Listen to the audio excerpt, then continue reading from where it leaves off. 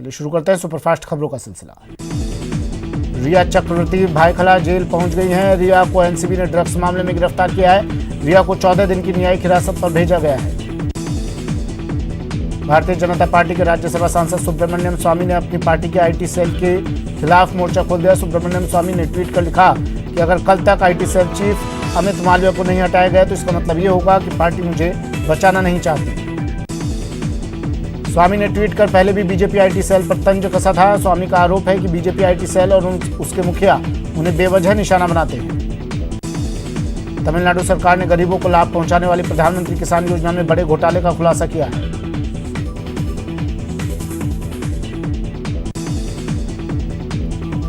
तमिलनाडु सरकार ने पाया कि धोखाधड़ी करके 110 करोड़ रुपए से अधिक का भुगतान ऑनलाइन निकाल लिया गया है। ये सब सरकारी अधिकारियों और कुछ स्थानीय राजनेताओं की मदद से हुआ।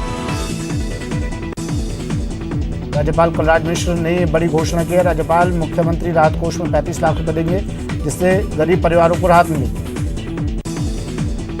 सीएम गहलोत कृषि नीति पर प्रगतिशील किसानों और उद्यमियों से संवाद कर रहे हैं। वीडियो कॉन्फ्रेंसिंग के जरिए सीएम किसानों से कृषि प्रसंस्करण निर्यात प्रोत्साहन नीति के क्रियान्वयन पर चर्चा हो रही है। अजमेर में कांग्रेस प्रदेश प्रभारी अजय माकन संभाग स्तर के नेताओं से संवाद किया है। इस दौरान उन्होंने सत्ता संगठन को लेकर फीडबैक लिया। सीएम अशोक गहलोत ने कोरोना के बढ़ते संक्रमण के मद्देनजर 1 महीने तक मुलाकात के सभी कार्यक्रम स्थगित कर दिए। सीएम गहलोत ने आगे कहा कि खुद का बचाव खुद करके ही इस संक्रमण को नियंत्रित किया जा सकता है। फलाहारी बाबा के मामले में आजीवन कारावास की सजा काट रहे फलाहारी बाबा को राजस्थान हाईकोर्ट की डबल बेंच से कोई राहत नहीं मिली है। डीजे कोर्ट नंबर 1 की ओर से सुनाई गई आजीवन कारावास की सजा के खिलाफ राजस्थान हाईकोर्ट में प्रार्थना पत्र पेश कर ताजा स्थगन की मांग की थी। 21 सितंबर से कक्षा 9वीं से लेकर 12वीं तक के छात्रों के लिए स्कूलों को फिर से खोला जा रहा है। केंद्र सरकार ने स्कूलों को फिर से खोले जाने को लेकर क्या नियम या शर्तें होंगी उन्हें जारी कर दिया।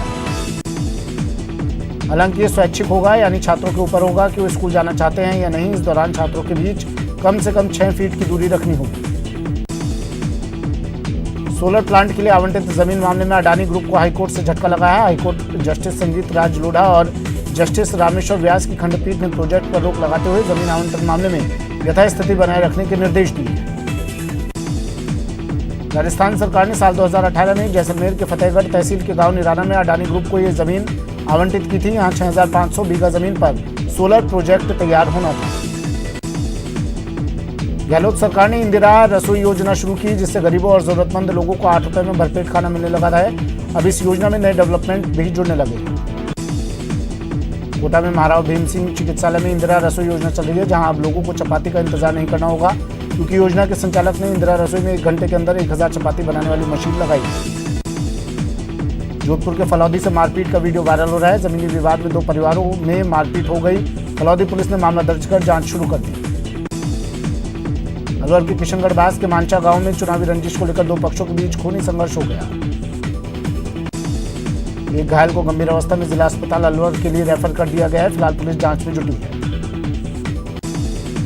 श्रीगंगानगर में बीएसएफ की कार्रवाई। बीएसएफ ने 2 पाक घुसपैठियों को किया ढेर। भारत की सीमा में घुसपैठ करने की थी कोशिश।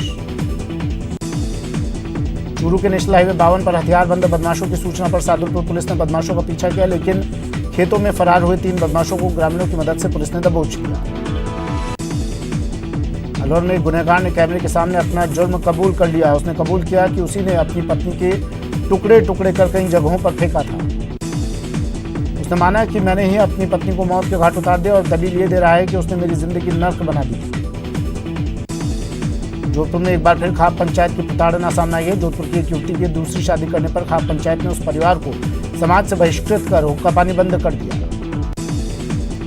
अब 11 लाख रुपए दंड भी मांग रहे हैं। इस बीच पीड़ित परिवार ने कोर्ट में न्याय की गुहार लगाई तो कोर्ट ने पुलिस को मामला दर्ज कर कार्रवाई करने के आदेश दिए। बारा के अंता में मादक पदार्थों के खिलाफ चलाए जा रहे अभियान में पुलिस को बड़ी सफलता हासिल हुई है। पुलिस ने 10 किलो गांजा समेत 2 लोगों को गिरफ्तार किया है। गिरफ्तार किए गए आरोपियों से इस धंधे में जुड़े अन्य लोगों के बारे में छानबीन की जा रही है।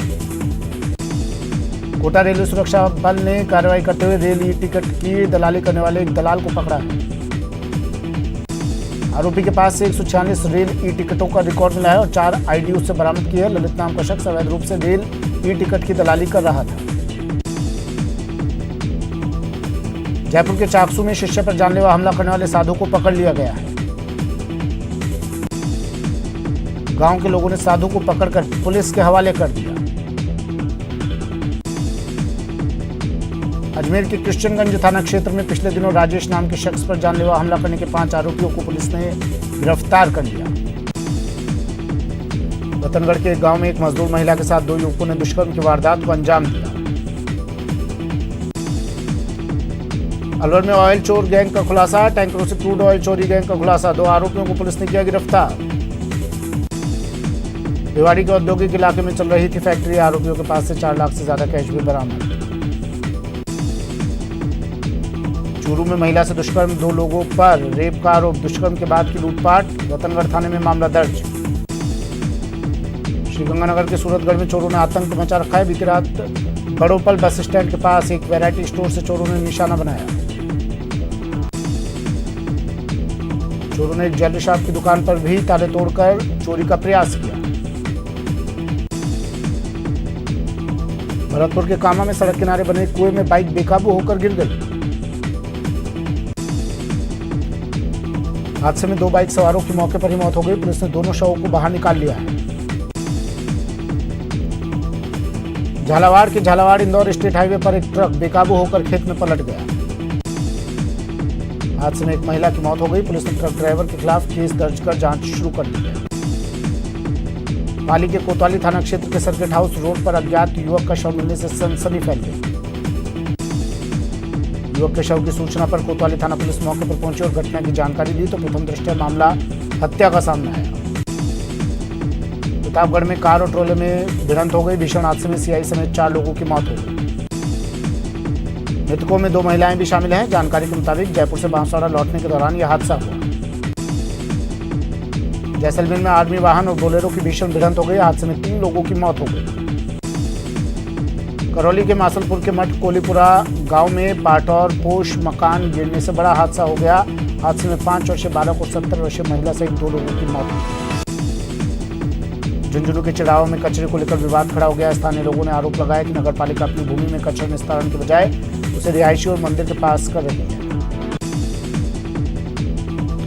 प्रदेश कांग्रेस प्रभारी अजय माकन के आज जैसलमेर दौरे पर हैं, लेकिन इस दौरान कांग्रेस कार्यकर्ताओं में आपस में ही उलझन की स्थिति पैदा हो गई और अंदर नहीं घुसने देने पर गेट के बाहर जमकर नारेबाजी करते हुए पुलिस से उलझ बैठी। कार्यकर्ताओं ने कहा कि अंदर नहीं जाने देने के लिए पुलिस का पहरा लगा दिया, जबकि उन्हें समय के मुताबिक अपनी राय रखने के लिए बुलाया गया है। चित्तौड़गढ़ शहर के धनेत कला गांव में संयुक्त जैव चिकित्सा अपशिष्ट उपचार सुविधा संयंत्र की प्रस्तावित स्थापना के मामले में ग्रामीणों ने विरोध किया। ग्रामीणों की माने तो ये संयंत्र बेड़च नदी के पेटे में लगने से नदी प्रदूषित हो जाएगी, जिससे पीने के पानी और सिंचाई की समस्या खड़ी हो जाएगी। जैसलमेर के रामगढ़ में 50 से ज्यादा कच्चे मकान ध्वस्त हो गए, जिसके बाद ग्रामीणों ने आरएसएमएम के उप महाप्रबंधक के खिलाफ मोर्चा खोल दिया। ग्रामीणों का कहना है कि आरएसएमएम से पहले ही कच्चे मकानों के सूखने तक खदानों में ब्लास्टिंग रोकने की मांग की थी, लेकिन विभाग ने ग्रामीणों की बात नहीं सुनी, जिसके चलते हादसा हो गया। कोविड-19 के चलते वेतन कटौती का कर्मचारियों द्वारा पुरजोर तरीके से विरोध किया जा रहा है। जयपुर के बहुउद्देशीय पशु चिकित्सालय में भी कर्मचारियों ने आदेशों की होली जलाकर अपना विरोध दर्ज करवाया। उदयपुर के गिरवा पंचायत समिति की बीडीओ का जमकर विरोध किया गया। बीडीओ सुयार कपूरिया के विरोध में 2 दर्जन से ज्यादा सरपंच पहुंचे और प्रदर्शन किया। सरपंचों ने बीडीओ कार्यालय के बाहर धरना दिया और टेंडर प्रक्रिया में सरपंचों के अधिकारों के हनन करने का आरोप लगाया। बीकानेर में एनएसयूआई ने राजकीय डूंगर महाविद्यालय के सामने हाईवे जाम किया और फाइनल ईयर की परीक्षाओं को दूसरे राज्य के समान करवाने की मांग रखी। छात्रों के प्रदर्शन के चलते हाईवे के दोनों ओर वाहनों की लंबी लाइन लग गई। बाद में पुलिस ने छात्रों से समझाइश कर जाम खुलवाया।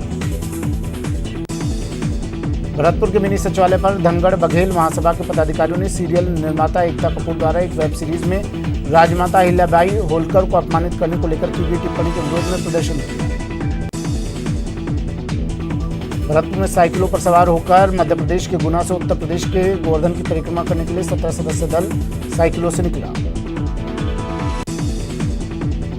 एक ब्रेक लेते हैं, जल्द हाजिर होंगे।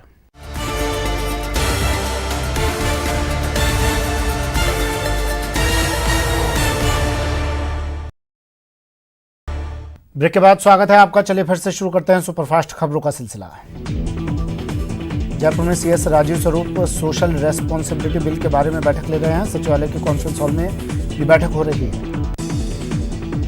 राजस्थान में शहरी गैस वितरण ढांचे की योजनाबद्ध और समयबद्ध विकास और सुचारू क्रियान्वयन के लिए राज्य शहरी गैस वितरण नीति 2020 बनाई जाएगी। प्रदेश का खनन एवं पेट्रोलियम विभाग इसके लिए खास तैयारी कर रहा है। करौली के टोडाभीम क्षेत्र में दो सांपों की लड़ाई कैमरे में कैद हो गई। लड़ाई के दौरान सांप आपस में लड़ते हुए दिखाई दिए। लड़ते लड़ते एक सांप ने दूसरे सांप को निगल गया। सांपों की लड़ाई का अंत दोनों की मौत के साथ हुआ। कोटा के शिवपुरा में अजगर मिलने से हड़कंप मच गया। गाय भैंसों के बाड़े में 8 फुट लंबा अजगर सांप नजर आया।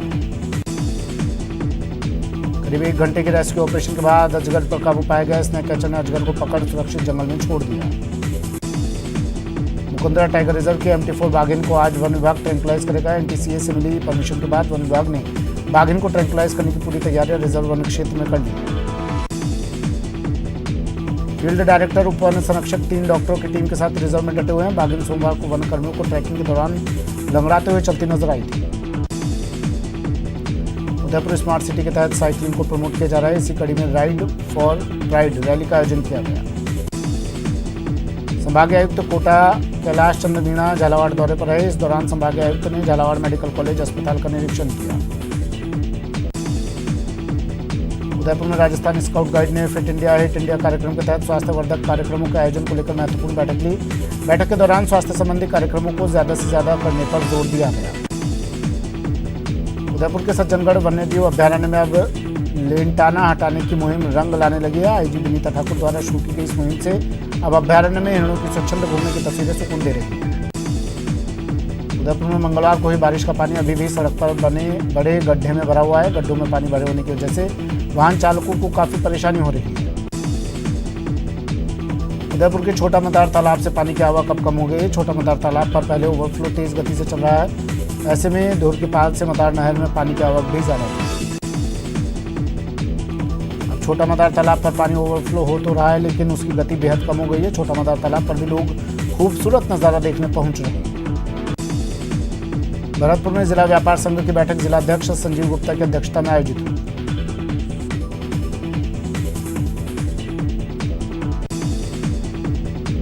बीकानेर में शहीद कैप्टन चंद्र चौधरी की 18वीं पुण्यतिथि पर शहीद की प्रतिमा स्थल पर श्रद्धांजलि सभा का आयोजन किया गया।